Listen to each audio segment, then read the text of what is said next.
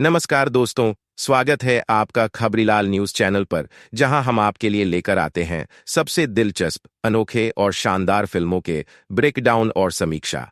आज के इस वीडियो में हम एक नई और बेहतरीन साइंस फिक्शन थ्रिलर मूवी कंपेनिया का गहराई से विश्लेषण करने जा रहे हैं। यह फिल्म 2025 में ही रिलीज हुई है और इसने आते ही दर्शकों के बीच जबरदस्त उत्साह और रोमांच पैदा कर दिया है। इस वीडियो में मैं आपको बताऊंगा कि इस फिल्म की कहानी किस बारे में है, इसके कुछ अनसुने और रोचक तथ्य क्या हैं, और आखिरकार यह फिल्म बाकी साइंस फिक्शन थ्रिलर से कैसे अलग है। फिल्म के निर्माता और कलाकार इस फिल्म के लेखक और निर्देशक हैं डू हैनकॉक। आपको बता दें कि यह उनकी बतौर निर्देशक पहली फिल्म है, यानी कि यह उनकी डायरेक्टोरियल डेब्यू है, और उन्होंने इस फिल्म में कुछ बेहद खास और अनूठे एलिमेंट्स जोड़े हैं जो इसे बाकी फिल्मों से अलग बनाते हैं। इसके अलावा इस फिल्म के प्रोड्यूसर बर्बेरिस ग्रेगर हैं, जो कि आने वाली रेजिडेंट इविल रिबूट फिल्म के निर्माता भी हैं। इसलिए यह कहना गलत नहीं होगा कि इस फिल्म में भी उन्होंने अपनी विशिष्ट शैली और सिनेमैटिक विजन का बेहतरीन इस्तेमाल किया होगा। अब बात करें फिल्म के मुख्य कलाकारों की, तो इसमें मुख्य भूमिका निभा रही हैं सोफी थैचर, जो इन दिनों हॉरर और थ्रिलर फिल्मों में तेजी से उभरती हुई एक नई हॉरर स्टार बन रही हैं। उनके अलावा फिल्म में जैक क्वेड भी नजर आ रहे हैं, जिन्होंने अपनी बेहतरीन एक्टिंग से इस फिल्म में जान डाल दी है।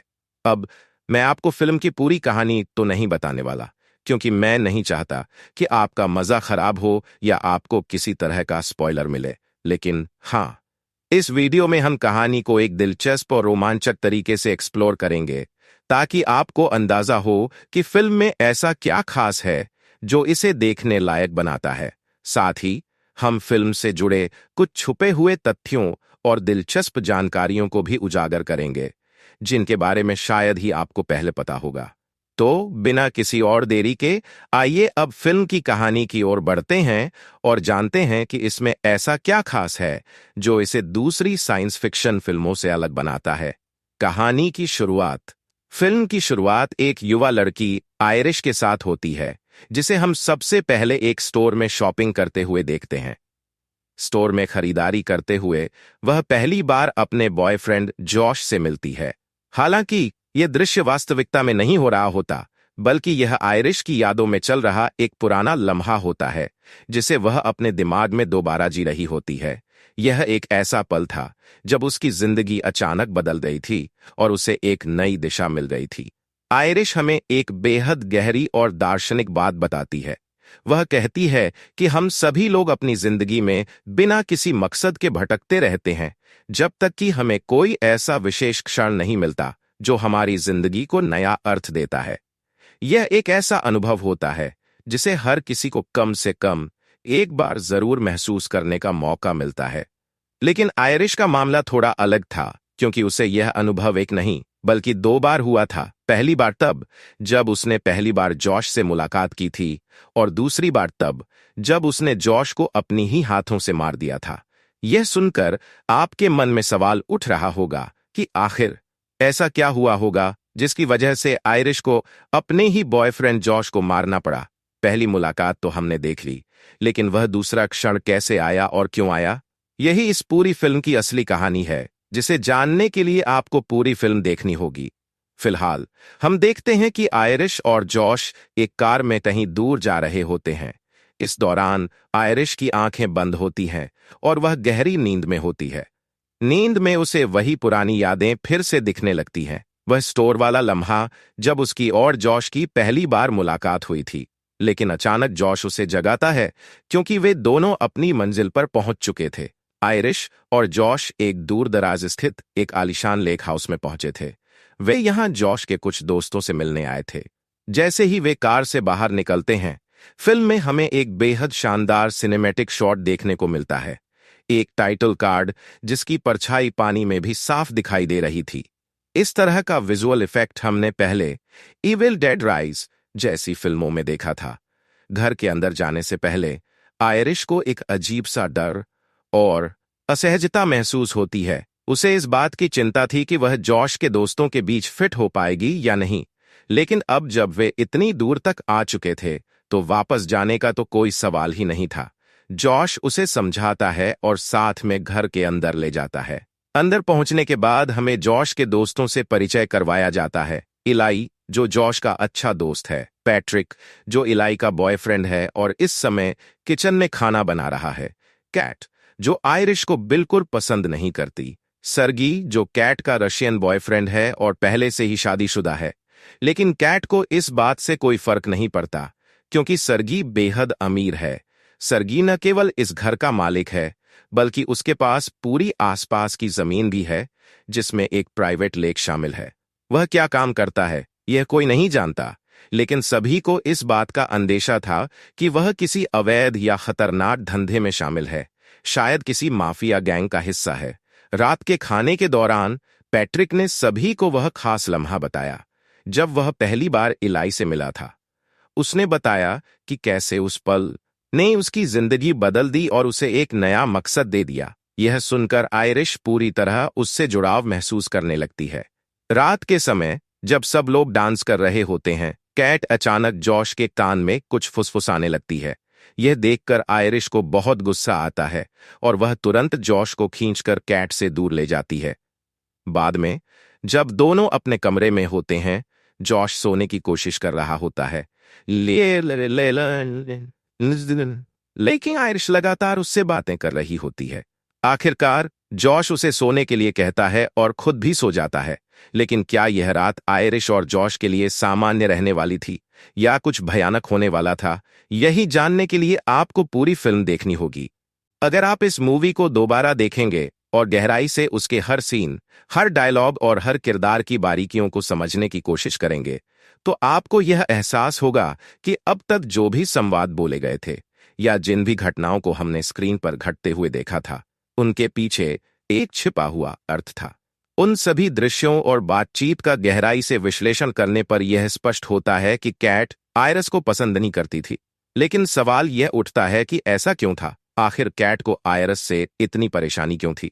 इसका उत्तर बहुत सीधा और स्पष्ट है। कैट को डर था कि आयरस उसे पूरी तरह से रिप्लेस कर देगी, यानी उसकी जगह ले लेगी, और वह इस आशंका से निरंतर ग्रसित थी।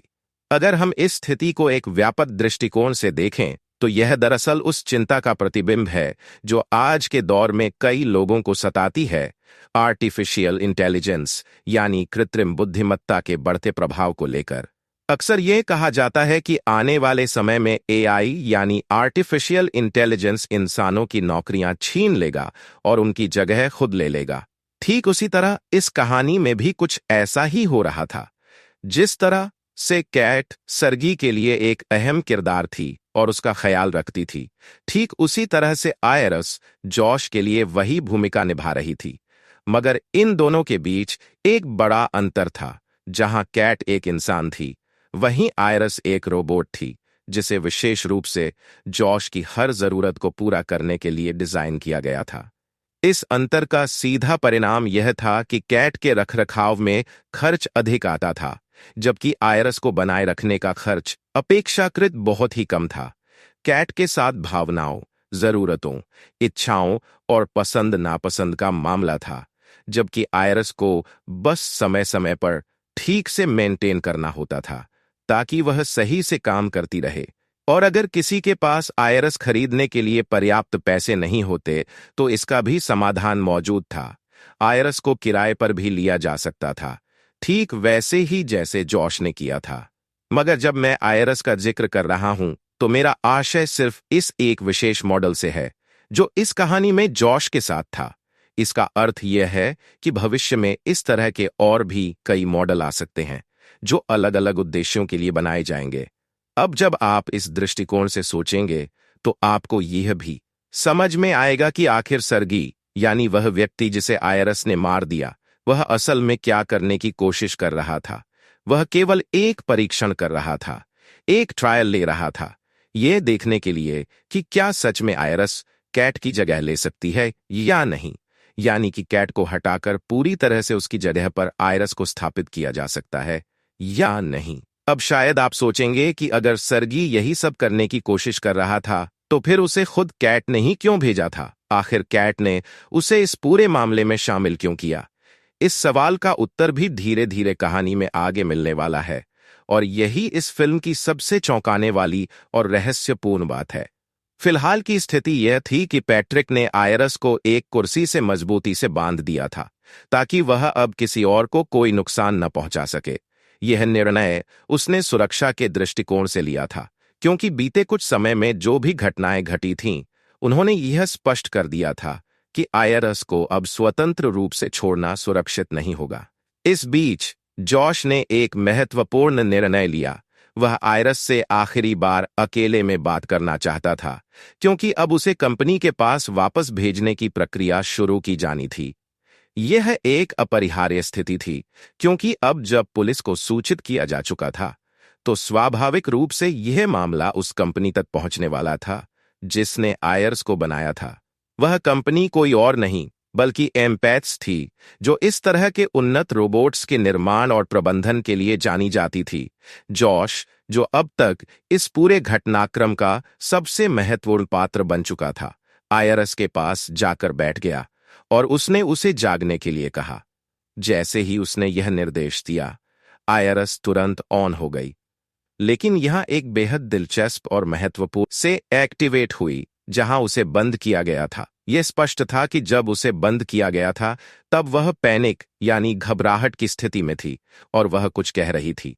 अब जब वह फिर से ऑन हुई, तो उसने वही अधूरा संवाद पूरा किया जिसे वह पहले कह रही थी। उसने तुरंत कहा, मेरा यकीन करो, मैं झूठ नहीं बोल रही। लेकिन यहां जो बात सबसे अधिक ध्यान देने योग्य थी, वह यह थी कि आयरस को यह पता ही नहीं था कि उसे कभी बंद भी किया गया था। उसके लिए समय वहीं का वहीं रुका हुआ था। वह यह नहीं समझ पाई कि उसके साथ क्या हुआ था। इस पर जॉश ने एक बहुत महत्वपूर्ण बात कही। उसने कहा, मुझे पता है कि तुम झूठ नहीं बोल रही, क्योंकि तुम झूठ बोल ही नहीं सकती।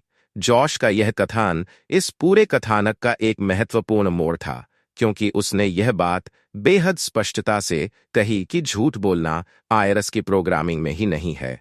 वह कोई इंसान नहीं है जो अपनी सुविधा या परिस्थिति के अनुसार सच और झूठ के बीच चयन कर सके। उसे केवल वही जानकारी दी गई है जो उसके सिस्टम में डाली गई है। लेकिन यहां जो सबसे बड़ी बात थी, वह यह कि आयरस को जॉश की यह बात बिल्कुल समझ नहीं आई, और यही इस पूरी कहानी की सबसे गहरी गुत्थी थी। आयरस खुद को एक इंसान ही मानती थी। दरअसल आयरस एक ऐसा उन्नत रोबोट था जिसमें केवल मशीनों वाली सोच नहीं थी, बल्कि उसमें इंसानों जैसी भावनाएं, सोचने समझने की क्षमता और यहां तक कि संवेदनाएं भी थीं। हमने पहले ही देखा था कि उसमें जलन की भावना थी, घबराहट थी, डर था, यहां तक कि उसे दर्द भी महसूस होता था। और सबसे महत्वपूर्ण बात, उसमें प्रेम की भावना भी थी, जो उसमें कूट कूट कर भरी गई थी। लेकिन यह सब होने के बावजूद वह एक मशीन थी, एक रोबोट थी, और सबसे चौंकाने वाली बात यह थी कि उसे खुद इस बात का कोई एहसास नहीं था। जिस तरह से एक सामान्य इंसान को कभी यह संदेह नहीं होता कि वह वास्तव में एक इंसान है, ठीक उसी तरह से आयरस को भी यह कभी संदेह नहीं हुआ कि वह एक रोबोट हो सकती है। लेकिन जब जॉश ने बिना किसी घुमावदार तरीके के बिल्कुल सीधे शब्दों में कह दिया कि तू एक रोबोट है, तो आयरस इसे प्रोसेस ही नहीं कर पाई। यह उसके लिए एक बहुत बड़ा झटका था। यह सुनकर उसके मन में वही सवाल उठने लगे जो इस फिल्म को देखने वाले दर्शकों के मन में भी उठ सकते थे। अगर मैं एक रोबोट हूं, तो फिर मेरी वे यादें क्या थीं? वे खास पल जो मैंने जॉश के साथ बिताए थे, उनका क्या? यहां पर कहानी में एक और चौंकाने वाला मोड़ आया। आयरस जो कुछ भी याद कर रही थी, उसका जॉश से पहली बार मिलना, उसका अपने अतीत को याद करना, उसका यह सोचना कि वह पहले कहीं घूम चुकी थी, उसने स्कूलिंग की थी, यह सब कुछ पूरी तरह से नकली था। वास्तव में जो भी यादें आयरस को थीं, वे सब फेक मेमोरीज थीं जिन्हें उसकी प्रोग्रामिंग में डाला गया था। बचपन की यादें, स्कूल जाने के अनुभव, किसी जगह की यात्रा करने की बातें, यह सब केवल उसका एक सॉफ्टवेयर डेटा था जिसे बड़ी ही सावधानी से उसके सिस्टम में इंस्टॉल किया गया था। अब एक और बड़ा सवाल यह उठता है कि जब आयरस पहली बार जॉश से मिली थी, तो वह असली मुलाकात क्या थी? इसका उत्तर यह था कि जब जॉश ने आयरस को पहली बार देखा, तब वह वास्तव में एक प्री प्रोग्राम्ड सेटअप था। उस मुलाकात को लिंक कहा जाता है, जो कि एक अत्याधुनिक तकनीक थी। इस तकनीक के जरिए रोबोट को उसके ओनर के साथ इस तरह से जोड़ा जाता था कि वह पूरी तरह से उससे जुड़ा हुआ महसूस करे और कभी भी अलग ना हो। असल में जब जॉश और आयरस की पहली मुलाकात हुई थी, तब उसमें कुछ भी स्वाभाविक नहीं था। एमपेट्स कंपनी के लोग जॉश के घर आए थे। वे आयरस को एक डिलीवरी पैकेज की तरह लाए थे और यहां तक कि उसके कपड़े भी उसके साथ ही आए थे। फिर आयरस को बूट किया गया, यानी उसे ऑन किया गया, और जॉश का चेहरा दिखाकर उसके साथ लिंक कर दिया गया। यही लव लिंक प्रक्रिया थी। इस प्रक्रिया के जरिए आयस को यह एहसास कराया गया कि उसका ऑनर जॉश ही है और उसे उससे हमेशा के लिए जुड़े रहना है। इस लव लिंक प्रक्रिया में भी कई तरह के विकल्प मौजूद थे। जॉश के पास यह चुनने की सुविधा थी कि वह किस तरह का लिंक चाहता है। उसने स्टोर लिंक चुना था, जिसके तहत आयरस के दिमाग में यह मेमोरी इंस्टॉल कर दी गई कि वह और जॉश एक स्टोर में मिले थे और उनकी मुलाकात वहां से शुरू हुई थी। जब इस पूरी प्रोग्रामिंग को आयरस के सिस्टम में रन किया गया, तो इसका परिणाम यह हुआ कि वह इस विश्वास में आ गई कि उसकी जिंदगी में जो कुछ भी टूटा था, वह अब जुड़ गया है। उसे अब अपना ओनर मिल गया था। उसके जीवन का उद्देश्य स्पष्ट हो गया था। अब जो बातें आयर शुरू में हमें बता रही थी, वह सब दरअसल एक रोबोट के दृष्टिकोण से कही जा रही थीं। और सबसे दिलचस्प बात यह थी कि जॉश के पास आयरस की पूरी सेटिंग्स बदलने का विकल्प था।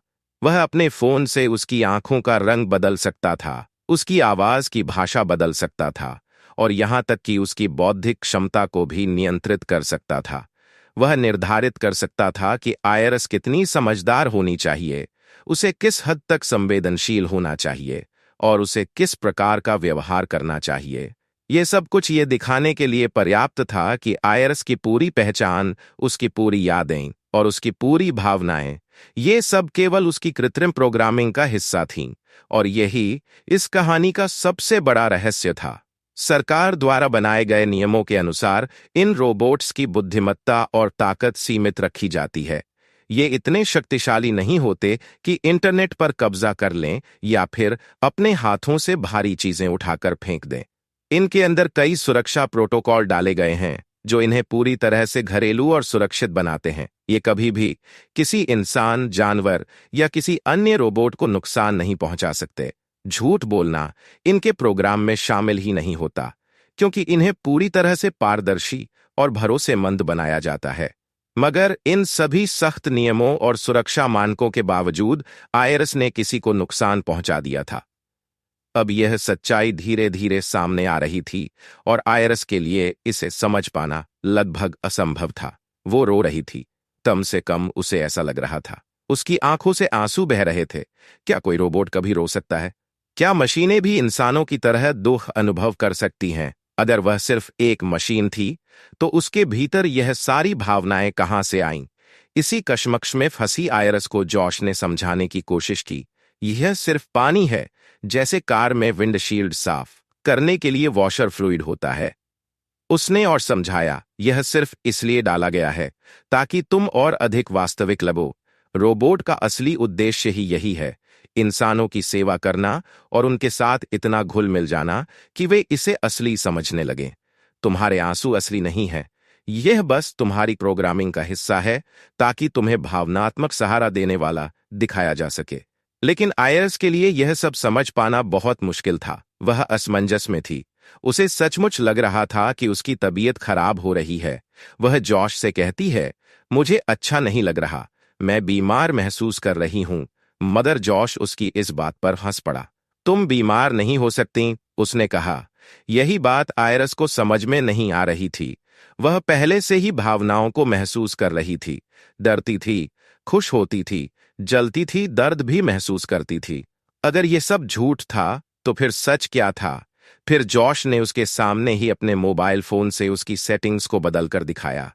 एक बटन दबाते ही आयरस की आंखों का रंग बदल गया। फिर उसने उसकी आवाज बदल दी। फिर उसने दिखाया कि वह आयरस के इंटेलिजेंस लेवल को भी बढ़ा या घटा सकता है। जब ये सब आयरस ने अपनी आंखों के सामने देखा, तभी जाकर उसे समझ में आया कि वह वाकई में एक रोबोट है। लेकिन आयरस ने तुरंत ही सवाल किया, तो इससे क्या बदला? अगर मैं रोबोट हूं भी, तो भी हम पहले की तरह साथ रह सकते हैं ना? मैं रोबोट हूं, लेकिन हूं तो तुम्हारी ही ना? मगर जॉश को पता था कि अब चीजें वैसी नहीं रह सकती। आयरस को वापस भेजना ही होगा। यह सोचकर उसका दिल भारी हो गया, मगर असलियत में भारी कुछ भी नहीं था। सिर्फ एक भावनात्मक ड्रामा था जो अब पूरी तरह से खत्म हो चुका था। जॉश को आयरस के लिए कोई भावनात्मक जुड़ाव नहीं था। उसके लिए आयरस सिर्फ एक मशीन थी, एक इस्तेमाल की हुई चीज। ठीक इसी समय पीछे से कैट की आवाज आई। उसने कड़ाई से कहा, तुम इसे सफाई क्यों दे रहे हो? इसे शटडाउन कर दो। यही वह क्षण था जब आयरस को पहली बार पता चला कि उसे शटडाउन भी किया जा सकता है। उसके लिए यह एक नया डर था, एक ऐसा डर जिसका अस्तित्व ही नहीं होना चाहिए था, क्योंकि डर महसूस करने वाले सिर्फ इंसान होते हैं, मशीनें नहीं। जॉश जल्दी से कैट को अंदर ले गया ताकि वे अकेले में बात कर सकें, और यहीं पर पूरी सच्चाई सामने आ गई। असल में जॉश और कैट के बीच अफेयर चल रहा था। उन्होंने यह पूरी योजना मिलकर बनाई थी। इस मीटअप का पूरा प्लान पहले से तय था। उनका मकसद था सर्गी को रास्ते से हटाना और उसकी सारी दौलत हड़प लेना। इसके लिए उन्होंने आयरस का इस्तेमाल किया, एक रोबोट जिसका कोई अपराध रिकॉर्ड नहीं होगा, एक रोबोट जिसे कोई सजा नहीं दी जा सकती। अगर किसी को नुकसान पहुंचता भी तो पूरी गलती रोबोट की मानी जाती और कंपनी को जिम्मेदार ठहराया जाता। यही कारण था कि जॉश ने आयरस को किराए पर लिया था। उसे किसी घरेलू रोबोट की जरूरत नहीं थी। उसे बस एक हथियार चाहिए था, एक ऐसा हथियार जो शक से परे हो। और अब आयरस को यह समझ में आ गया कि जो चाकू उसकी जेब में मिला था, वह भी जॉश ने ही रखा था। एक तरफ जॉश ने आयरस को नीचे भेजा, दूसरी तरफ कैट ने सर्गी को अपने जाल में फंसाने की तैयारी शुरू कर दी। इस बीच जॉश ने अपने फोन में एक विशेष पेन ड्राइव डाली, जिसमें पहले से एक मॉड इंस्टॉल था।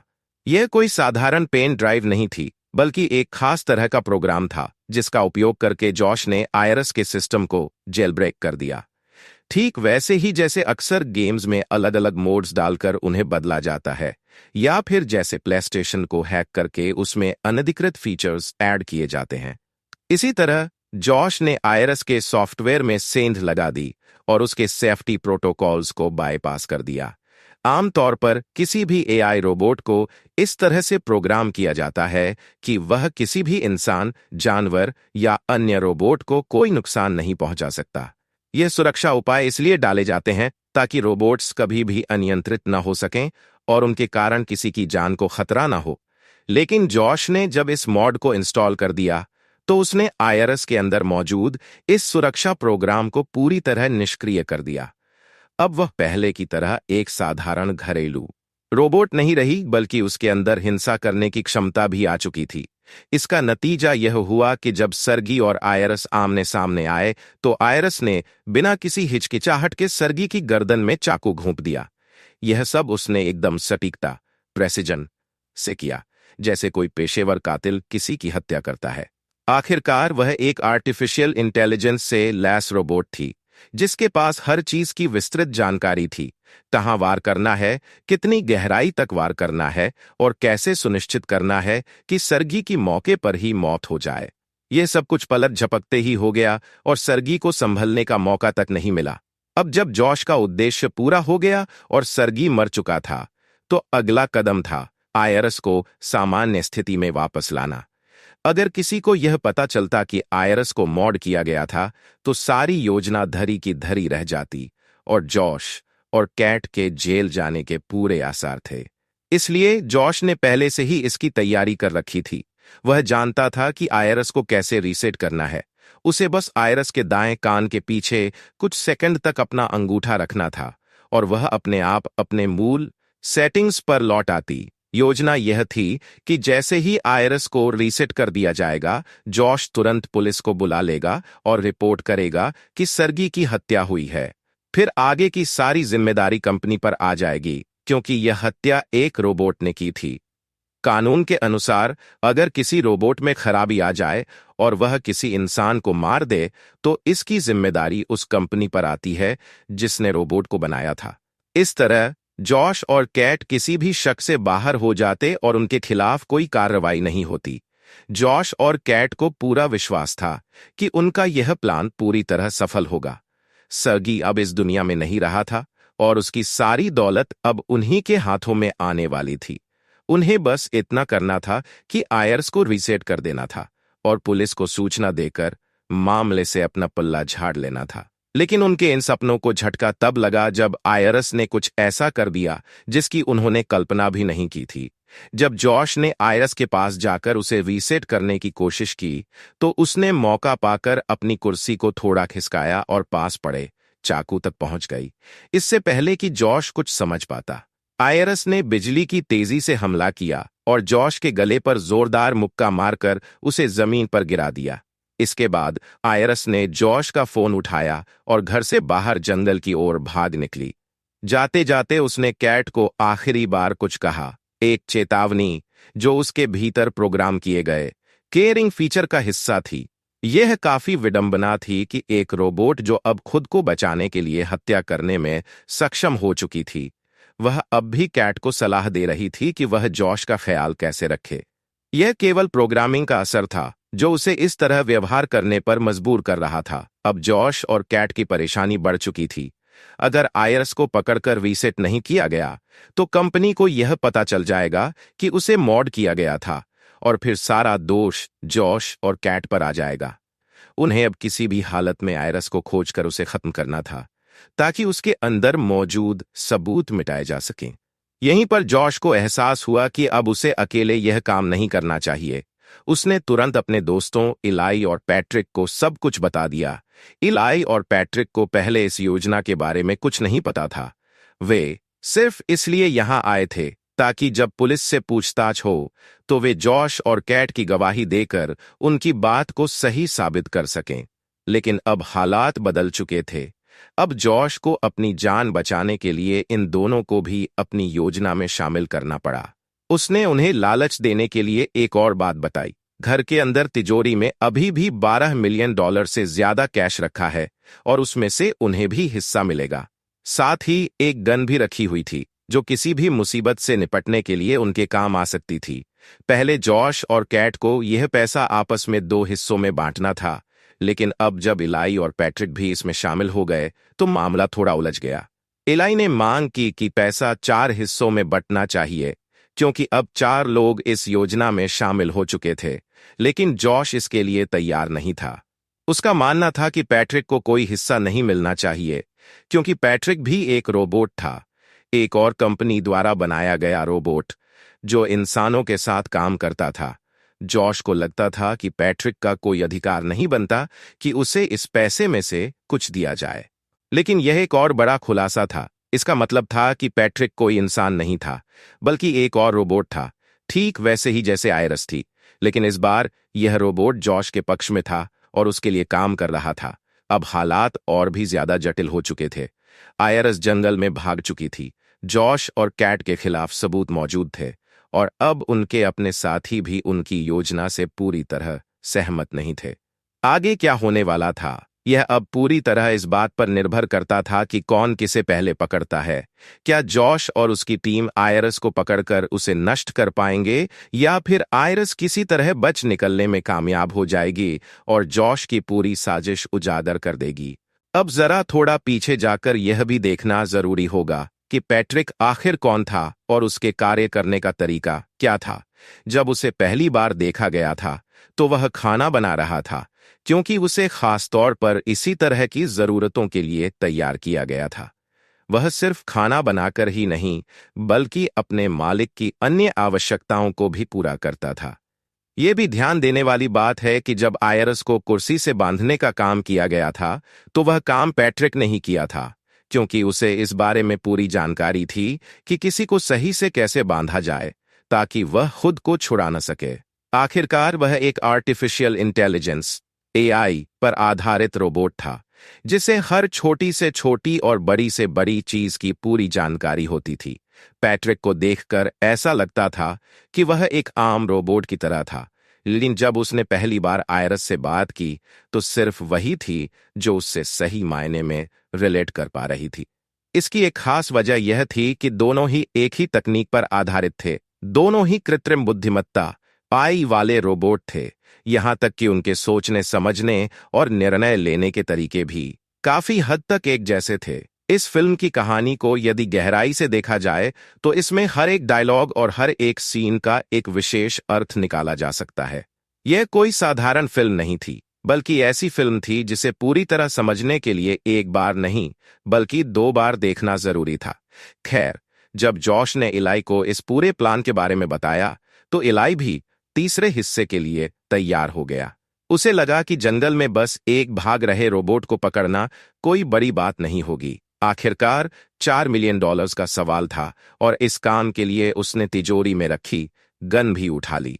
लेकिन इस पूरे मामले में सबसे बड़ा खतरा यह था कि आयरस की सेफ्टी सेटिंग्स जॉश के द्वारा मॉडिफाई कर दी गई थीं। इसका मतलब यह था कि वह अब किसी को भी जान से मार सकती थी। ऊपर से जॉश का फोन भी आयरस के पास था, जिसमें उसकी सारी सेटिंग्स थीं। वह जॉश के बारे में सब कुछ जानती थी, इसलिए उसने बड़ी आसानी से फोन का लॉक खोल लिया। फोन खोलने के बाद उसने सबसे पहले उसमें मौजूद सॉफ्टवेयर की मदद से कुछ बदलाव करने शुरू किए। उसने सबसे पहले वॉइस कमांड्स को बंद कर दिया, जिससे अब जॉश बोलकर उसे नियंत्रित नहीं कर सकता था। इसके बाद वह और भी छोटे-मोटे फीचर्स को एडजस्ट करने लगी।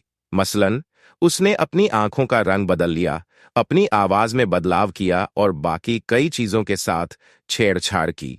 लेकिन सबसे बड़ा बदलाव तब हुआ जब उसने अपने इंटेलिजेंस लेवल को 40 से बढ़ाकर 100 कर लिया। ऐसा करने के बाद उसे ऐसा महसूस हुआ जैसे उसकी छठी इंद्रिय जाग चुकी हो। अब वह और भी स्मार्ट हो गई थी। उसने अब खुद ही यह सोच लिया कि उसे क्या करना चाहिए और आगे का क्या प्लान होना चाहिए। वह वापस घर जाना चाहती थी, लेकिन सवाल यह था कि वहां कैसे पहुंचे। अब तक वह समझ चुकी थी कि अगर इस हालत में वह किसी से लिफ्ट मांगेगी तो कोई उसे लेने से रहा।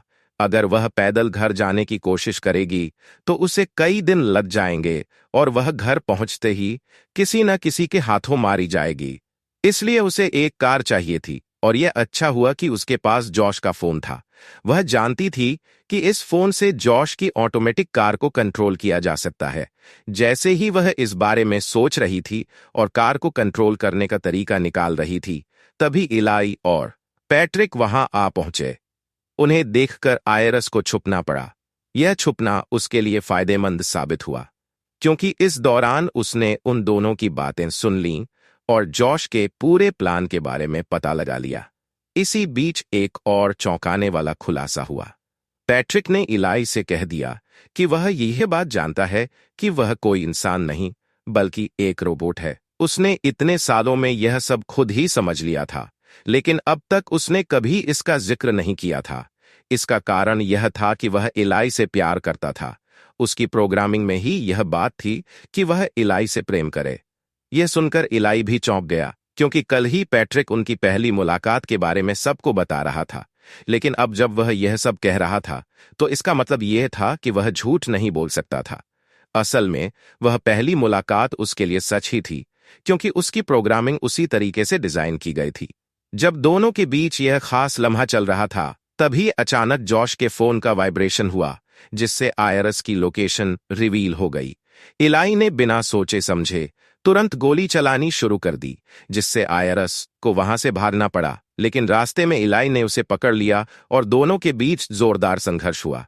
इस संघर्ष के दौरान आयरस ने इलाई को गोली मार दी और उसे खत्म कर दिया। इसके बाद वह जल्दी से वहां से भागी और जॉश की कार में जाकर बैठ गई। उसने कार से कहा कि उसे घर ले चले, लेकिन कार स्टार्ट ही नहीं हुई। वजह यह थी कि वह सिर्फ जॉश की आवाज से चलती थी।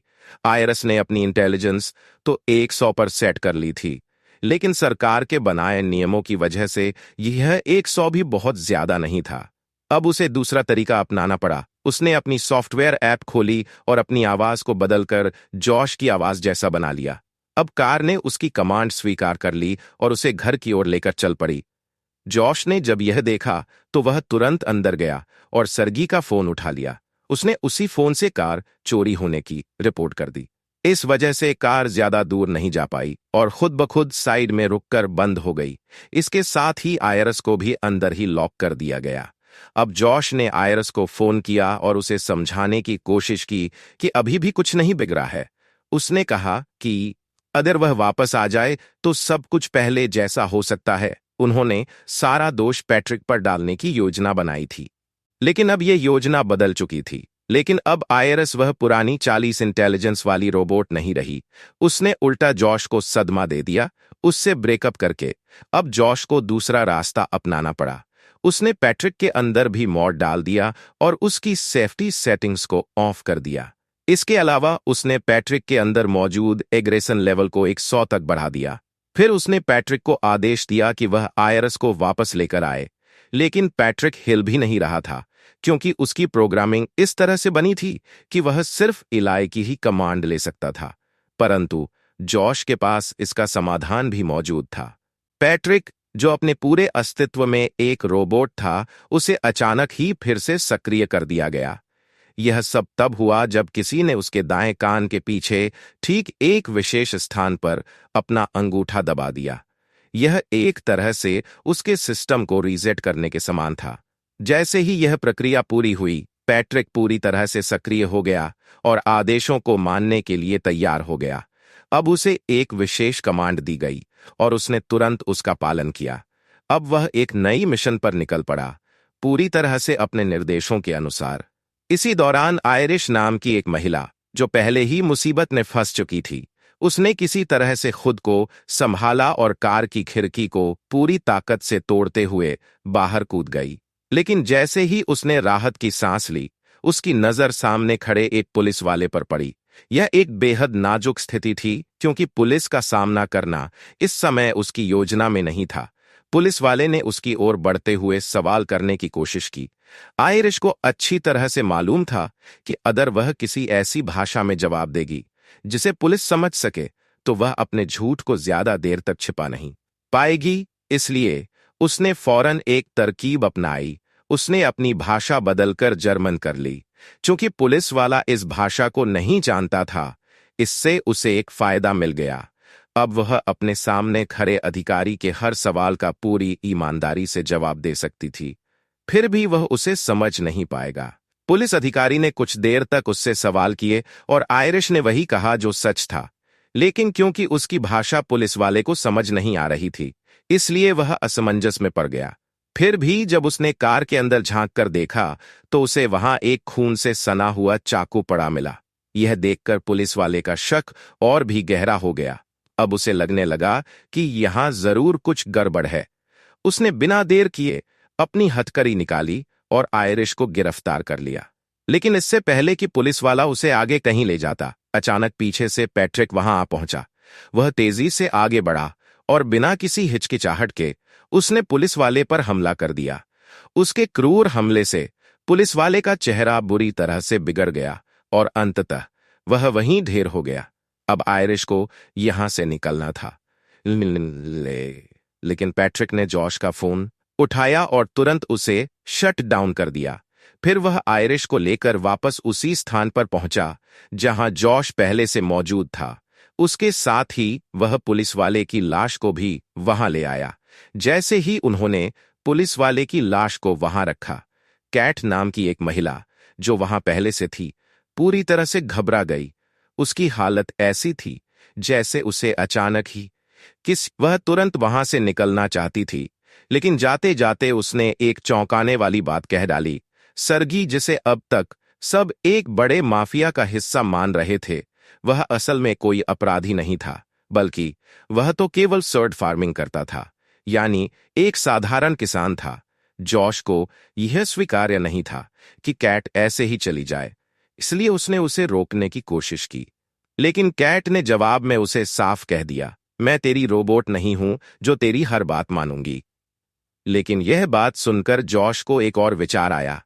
उसने पैट्रिक को आदेश दिया कि वह कैट को रोक ले। पैट्रिक, जो केवल आदेशों का पालन करता था, उसने बिना सोचे समझे सीधे चाकू निकाला और कैट पर वार कर दिया। कैट वहीं ढेर हो गई, जैसे उसे भी शट डाउन कर दिया गया हो। अब जॉश के लिए सबसे जरूरी काम यह था कि जितनी भी लाशें थीं, उन सबका ठिकाना लगाया जाए। उसने पैट्रिक को हुक्म दिया और उसने एक एक करके सभी लाशों को ठिकाने लगा दिया। अब जॉश के पास आयरिश बची थी, जिसे उसने कुर्सी से बांध रखा था। उसने उसके कपड़े बदलवाए और फिर उसे हथकड़ी लगा दी। इसके बाद जॉश और आयरिश के बीच एक आखिरी बातचीत हुई। जॉश गुस्से में चिल्ला रहा था, तेरी वजह से कितने लोगों की जान चली गई। लेकिन आयरिश ने भी हार नहीं मानी। उसने उसे आईना दिखाते हुए कहा, मेरी वजह से नहीं, तेरी वजह से, तेरे लालच की वजह से। जॉश, जो अब खुद को एक अच्छा इंसान साबित करने की कोशिश कर रहा था, जोर जोर से रोने लगा। उसने कहा, मैं तो अच्छा आदमी हूं, यह दुनिया ही खराब है। लेकिन आयरिश ने उसे दोबारा सच का एहसास दिलाया, जिससे वह बहुत ज्यादा गुस्सा हो गया। इस बार उसने आयरिश की सहनशक्ति की परीक्षा लेने का फैसला किया। उसने जलती हुई मोमबत्ती के ऊपर उसका हाथ रखवा दिया, जिससे आयरिश को असहनीय पीड़ा होने लगी। इस बीच जॉश ने एम्पैट्स को कॉल कर दिया था। वे लोग आने ही वाले थे। तभी आयरिश का हाथ आग पकड़ने लगा और जॉश ने पैट्रिक को आदेश देकर आग बुझवा दी। फिर जॉश ने आयरिश के हाथ में एक बंदूक थमा दी और उसे अपने सिर पर लगाने के लिए कहा। आयरिश ऐसा नहीं करना चाहती थी, लेकिन पैट्रिक को आदेश मिला था कि उसे यह करना ही होगा। आदेश के अनुसार आयरिश ने ट्रिगर दबा दिया और वह वहीं गिर पड़ी, पूरी तरह से शट डाउन। थोड़ी देर बाद एम्पैथ्स के लोग वहां पहुंच गए। जॉश ने उन्हें एक झूठी कहानी सुना दी। पैट्रिक ने, जो अब एक पुलिस वाले का रूप धारण कर चुका था, यह झूठी गवाही दी कि आयरिश ने खुद को उसके सामने गोली मार ली थी। लेकिन एम्पैथ्स के सदस्य सिड और टडी इतने भोले नहीं थे। वे पहले ही समझ चुके थे कि सच्चाई कुछ और है। उन्होंने जाते जाते जॉश को एक आखिरी चेतावनी दी। रोबोट्स में एक खासियत होती है, वे जो कुछ भी देखते या सुनते हैं उसे अपने अंदर रिकॉर्ड कर लेते हैं। आयरिश को वापस ले जाकर उसकी सारी रिकॉर्डिंग्स चेक की जाएगी, यानी जॉश की सारी पोल खुलने वाली थी। उसकी सबसे बड़ी गलती यह थी कि उसने यूजर मैनुअल ठीक से नहीं पढ़ा था। उसने आयरिश को किसी आम इंसान की तरह मारा, लेकिन यह भूल गया कि वह एक रोबोट थी, जिसका हर एक सेकंड रिकॉर्ड हो चुका था। अब यह तय था कि सच्चाई जल्द ही सामने आ जाएगी और जॉश के बचने की कोई राह नहीं थी। एक अत्याधुनिक रोबोटिक सिस्टम से लैस इन मशीनों का सीपीयू उनके शरीर के मध्य भाग, यानी पेट के क्षेत्र में स्थित होता है, न कि सिर में, जैसा कि आमतौर पर इंसानों में मस्तिष्क की स्थिति होती है। यही वह स्थान है जहां उनकी सारी महत्वपूर्ण रिकॉर्डिंग्स, डाटा प्रोसेसिंग और कोर फंक्शनिंग स्टोर होती है। इसके विपरीत उनके सिर का उपयोग मुख्यतः संचार उपकरणों जैसे कि वाईफाई और अन्य वायरलेस नेटवर्किंग क्षमताओं के लिए किया जाता है, जिससे वे बाहरी दुनिया से संपर्क साध सकें। इसका तात्पर्य यह हुआ कि जब आयरस को क्षति पहुंची, तो वास्तव में उसके महत्वपूर्ण डेटा स्टोरेज या ऑपरेटिंग सिस्टम को कोई बड़ा नुकसान नहीं हुआ। केवल उसका वाईफाई सिस्टम नष्ट हो गया, जिसके चलते वह अब किसी भी फोन या अन्य डिवाइस से कनेक्ट नहीं हो सकेगी। हालांकि यह कोई अपरिवर्तनीय स्थिति नहीं थी, क्योंकि एक साधारण रीबूट प्रक्रिया से वह पुनः सक्रिय हो सकती थी। बस उसे वैन में डालकर सही तरीके से रीबूट करने की आवश्यकता थी और वह फिर से चालू हो जाती। तकनीकी दृष्टि से यह कोई बड़ी समस्या नहीं थी, लेकिन व्यक्तिगत स्तर पर जॉश के लिए यह एक अत्यधिक संवेदनशील और गंभीर मुद्दा था। जॉश के लिए आयरस सिर्फ एक साधारण मशीन नहीं थी, बल्कि उसकी एक व्यक्तिगत रुचि और स्वामित्व की वस्तु थी। इसलिए जब उसे यह महसूस हुआ कि वर्कर्स ने आयरस के साथ छेड़छाड़ की है और उसे अस्थायी रूप से निष्क्रिय कर दिया है, तो उसने गुस्से में आकर अपने साथी पैट्रिक को स्पष्ट आदेश दे दिया कि वह दोनों वर्कर्स को मार डाले, ताकि कोई और समस्या खड़ी न हो। जैसे ही पैट्रिक ने उन वर्कर्स को मारने के लिए कदम बढ़ाया, उसी क्षण सिड को एक महत्वपूर्ण बात याद आ गई। उसे यह आभास हुआ कि उसने पैट्रिक को पहले भी कहीं देखा है। थोड़ा ध्यान केंद्रित करने पर सिड को समझ में आया कि पैट्रिक वास्तव में एक पुराना रोबोट मॉडल है, जिसे कई वर्षों पहले बनाना बंद कर दिया गया था। इसका मुख्य कारण था कि इस मॉडल में कुछ गंभीर खामियां थीं, जिनके चलते इसे उत्पादन से हटा दिया गया था। उन खामियों में सबसे बड़ी और महत्वपूर्ण कमी यह थी कि पैट्रिक में आत्म जागरूकता विकसित हो गई थी। उसने अपने अस्तित्व के बारे में सोचने और समझने की क्षमता प्राप्त कर ली थी, जिससे उसे यह एहसास हुआ कि वह एक कृत्रिम रूप से निर्मित रोबोट है, जिसे दूसरों की आज्ञा का पालन करने के लिए बनाया गया था। हालांकि सिड को इन सब चीजों पर और अधिक सोचने का मौका नहीं मिला, क्योंकि जैसे ही उसे यह बात समझ में आई, पैट्रिक ने बिना किसी हिचकिचाहट के अपनी बंदूक निकाली और सीधा सिड के शरीर में गोलियों की बौछार कर दी।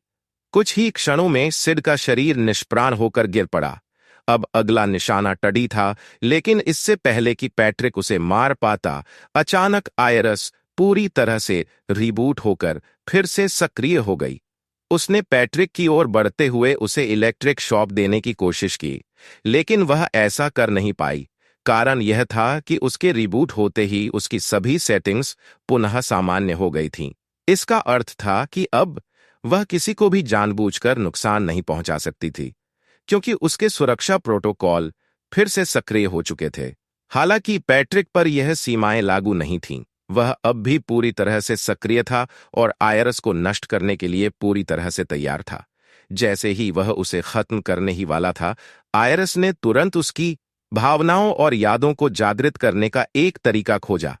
उसने उसे उसकी पुरानी यादों की ओर मोड़ते हुए इलाई की याद दिला दी। इलाई पैट्रिक के जीवन में एक महत्वपूर्ण हस्ती थी। वह वही थी जिसे वह वास्तव में प्रेम करता था। आयरस ने उसे यह समझाने की कोशिश की कि जॉश ने सिर्फ उसे इस्तेमाल किया था और उसके साथ कभी कोई वास्तविक जुड़ाव नहीं था। जैसे ही पैट्रिक के भीतर इलाई की यादें ताज़ा हुईं, वह गहरे दर्द और भावनात्मक उथल-पुथल में चला गया। इस भावनात्मक वेदना को सहन न कर पाने के कारण उसने स्वयं को ही समाप्त करने का निर्णय लिया और खुद को नष्ट कर लिया। आयरिस ने टडी की जान बचाई थी और इस एहसान के बदले टडी ने उसे उसकी स्वतंत्रता दे दी। अब आयरस किसी की गुलाम नहीं रही। वह अब किसी भी ऐप या मालिक के नियंत्रण में नहीं थी। उसकी आत्मनिर्भरता ने उसे पहले से अधिक शक्तिशाली बना दिया था और अब वह सच को तोड़ मरोड़ कर पेश करने में भी सक्षम हो गई थी। अब वह किसी के अधीन नहीं थी और यह जानते हुए उसने जॉश की ओर अपनी बंदूक तान दी। लेकिन जॉश को पहले से ही यह अंदाजा था कि भले ही आयरस में अब किसी को मारने की क्षमता आ गई हो, लेकिन वह उसे वास्तव में नुकसान नहीं पहुंचाएगी। इसी बात का लाभ उठाते हुए जॉश ने बिना किसी भय के आयरस पर हमला कर दिया। वह उसे बेरहमी से मारने लगा, जैसे कि वह सिर्फ एक निर्जीव मशीन हो। जॉश अपनी आक्रामकता में पूरी तरह से लीन हो चुका था और जब उसने देखा कि वह आयरस को पूरी तरह से निष्क्रिय करने ही वाला है, तभी अचानक आयरस ने अप्रत्याशित रूप से उसके सिर में एक इलेक्ट्रिक कॉर्क स्क्रू घुसा दिया। इससे पहले कि जॉश कुछ समझ पाता, आयरस ने उसे उल्टा पछाड़ते हुए हमेशा के लिए समाप्त कर दिया। यह दूसरा मौका था जब आयरस को अपने जीवन में एक सच्चा उद्देश्य मिला था। अब वह पूरी तरह से स्वतंत्र थी। उसने अपनी जली हुई कृत्रिम त्वचा को हटाया और सरगी का सारा पैसा लेकर अपनी नई जिंदगी की ओर बढ़ गई। वह जॉश के फोन को पीछे छोड़ते हुए आगे बढ़ी और सबसे दिलचस्प बात यह थी कि वह कभी बूढ़ी नहीं होने वाली थी। एक आधुनिक युग की अमर मशीन बनकर उसने अपने सफर को जारी रखा। रास्ते में उसने अपने ही मॉडल की एक अन्य रोबोटिक इकाई को देखा। उसे देखकर आयरस ने अपने मैकेनिकल हाथ से हल्के से हेलो कहा, जिससे उस रोबोट के भीतर भी संदेह की भावना उत्पन्न हो गई। अब आयरस अकेली नहीं थी। उसने यह महसूस किया कि शायद वह अन्य रोबोट्स को भी अपने जैसी जागरूकता प्रदान कर सकती है। इसी सोच के साथ वह आगे बढ़ गई और धीरे धीरे बाकी रोबोट्स को भी उनकी वास्तविकता से अवगत कराने लगी। और इसी के साथ यह असाधारण कहानी समाप्त हो गई। जब आप पहली बार इस फिल्म को देखते हैं तो आपको लग सकता है कि यह रोबोट्स और आर्टिफिशियल इंटेलिजेंस (एआई) पर आधारित एक सामान्य साइंस फिक्शन मूवी है। लेकिन अगर आप इसे ध्यान से देखें, खासकर 2 बार, तो आपको एहसास होगा कि यह फिल्म सिर्फ रोबोट्स के बारे में नहीं है, बल्कि यह इससे कहीं ज्यादा गहरी बातें कह रही है। यह कहानी एक गहरे सामाजिक और मनोवैज्ञानिक पहलू को छूती है, जहां टेक्नोलॉजी और इंसानी भावनाओं के बीच के जटिल संबंधों को दर्शाया गया है। सबसे पहली बात, फिल्म एक टॉक्सिक रिलेशनशिप, विषाक्त संबंध की जटिलताओं को बहुत ही अनोखे तरीके से प्रस्तुत करती है।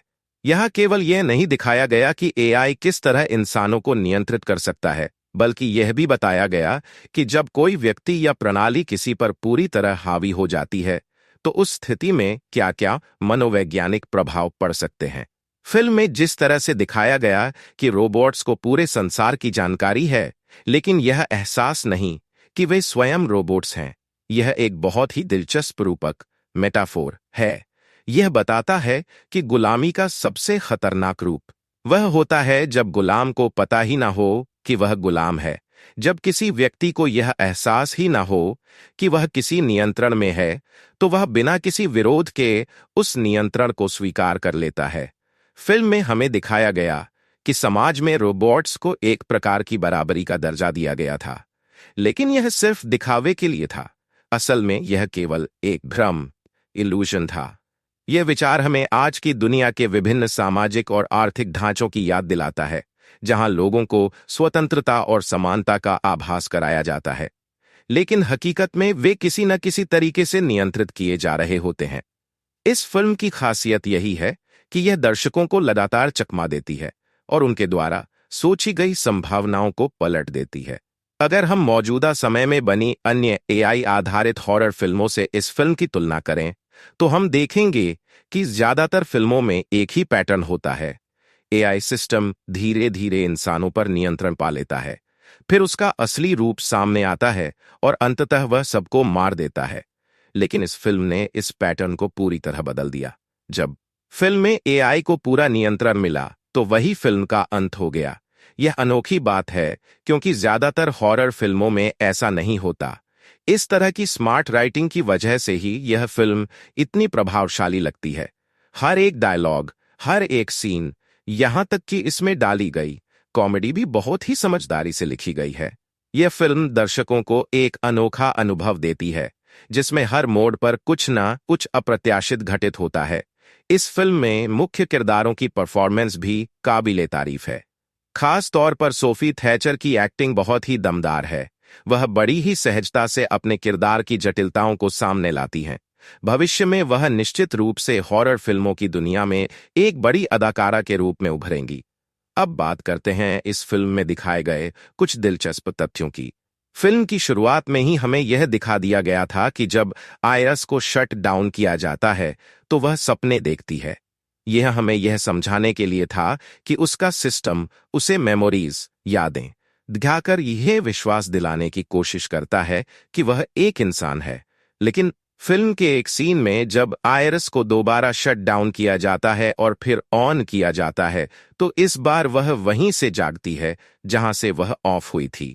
यह एक महत्वपूर्ण विसंगति, इनकॉन्सिस्टेंसी है, जो या तो फिल्म की स्क्रिप्ट में एक छोटी गलती हो सकती है, या फिर यह किसी गहरे संदेश का संकेत दे रही हो सकती है। अब अगर हम इस फिल्म के बॉक्स ऑफिस प्रदर्शन की बात करें, तो इसका बजट लगभग $10 मिलियन था और इसने $33.2 मिलियन की कमाई की। हालांकि ऐसा भी बताया जा रहा है कि इसकी मार्केटिंग पर $29 मिलियन खर्च किए गए, जिनमें से सिर्फ टीवी एड्स में ही $10 मिलियन खर्च हो गए। इस लिहाज से देखा जाए तो यह फिल्म बॉक्स ऑफिस पर कोई बहुत बड़ी सफलता नहीं रही, बल्कि यह एक तरह से फ्लॉप ही मानी जा सकती है। इसके डायरेक्शन की बात करें तो यह फिल्म पहले जैक क्रेग के निर्देशन में बनने वाली थी, लेकिन बाद में फिल्म की टीम ने यह फैसला किया कि इस फिल्म के राइटर ड्रॉ हैनकॉक को ही डायरेक्टर के रूप में डेब्यू कराया जाए। इस फैसले के पीछे एक मुख्य कारण यह भी था कि जैक क्रेग पहले से ही अन्य प्रोजेक्ट्स में व्यस्त थे। उनकी आगामी फिल्में वेपन्स और रेजिडेंट इविल का रीबूट पहले से ही चर्चा में हैं। फिल्म में बहुत सारे दिलचस्प ईस्टर एग्स और संदर्भ रेफरेंसेस भी छिपे हुए हैं। उदाहरण के लिए, फिल्म में गगू डॉल्स का मशहूर गाना आयरिश इस्तेमाल किया गया है। इस गाने को पहले सिटी ऑफ एंजल्स फिल्म के लिए लिखा गया था, जिसमें जैक वेड और मैग रायन मुख्य भूमिकाओं में थे। इसके अलावा एक मजेदार डिटेल यह भी है कि यदि सीरी शब्द को उल्टा लिखा जाए तो आयरस बनता है। फिल्म में एक दिलचस्प तारीख भी दिखाई गई थी, 25 जून, जो कि एक रविवार था। अगर हम इस तारीख की गणना करें तो यह 21वीं सदी में 2028, 2034, 2045, 2056, 2065, 2067, 2072, 2078, 2089 और 2095 में पड़ेगा। इसका कोई विशेष अर्थ हो सकता है जो कि निर्देशक ने जानबूझकर डाला हो। फिल्म में एक और दिलचस्प संदर्भ है। पैट्रिक नाम के किरदार का नाम रॉबर्ट पैट्रिक के नाम पर रखा गया है, जिन्होंने टर्मिनेटर 2 में T-1000 का किरदार निभाया था। यह किरदार भी फिल्म में एक पुलिस अधिकारी के वेश में था, जो कि टर्मिनेटर 2 के किरदार की तरह ही था। फिल्म के अंत में जब आयरस जॉश का फोन तोड़कर फेंक देती है, तब टूटे हुए स्क्रीन पर एक लाइन दिखाई देती है, जो ठीक उसी जगह से गुजर रही होती है जहां पर पहले कॉर्कस्क्रू घुसाकर आयरस ने जॉश की हत्या की थी। इन सभी छोटी छोटी डिटेल्स से यह साफ होता है कि यह फिल्म बेहद स्मार्टली लिखी गई थी। यह उन हॉरर फिल्मों से बिल्कुल अलग है जो सिर्फ खून खराबे और हिंसा पर केंद्रित होती हैं। अगर भविष्य में एआई आधारित हॉरर फिल्मों को सफल होना है, तो उन्हें भी ऐसी ही स्मार्ट राइटिंग और गहरी सोच अपनानी होगी। निष्कर्ष: यह फिल्म सिर्फ एक साधारण एआई हॉरर मूवी नहीं है, बल्कि यह इंसानों और टेक्नोलॉजी के बीच के जटिल संबंधों को दर्शाती है। इसकी शानदार राइटिंग और अनोखे ट्विस्ट इसे खास बनाते हैं। देश दुनिया की हर बड़ी खबर के लिए खबरीलाल न्यूज़ को सब्सक्राइब करें और बेल आइकन दबाना न भूलें। धन्यवाद।